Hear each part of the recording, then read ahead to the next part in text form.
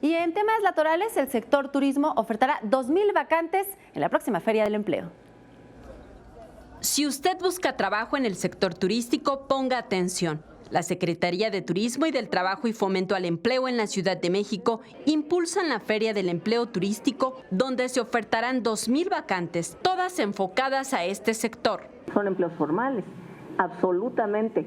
Nosotros no podríamos hacer un acuerdo con empresas que no estuvieran en la formalidad. El jefe de gobierno tomó la determinación de impulsar la certificación de empresa salarialmente responsable. La invitación está abierta tanto a pasantes como a quienes ya tienen experiencia. También se convoca a las cámaras, asociaciones e instituciones educativas, prestadores de servicios turísticos y gastronómicos a participar.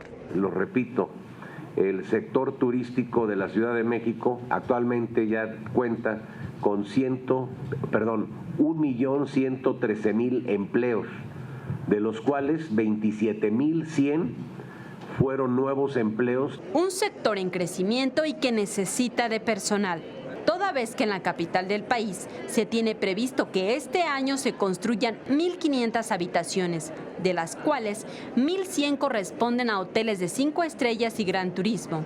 Industria que generará 1,650 empleos directos y 3,300 indirectos.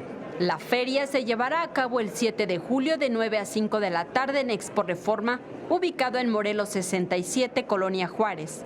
Con imágenes de Andrés Brito, Saray Mariscal, 21 Noticias.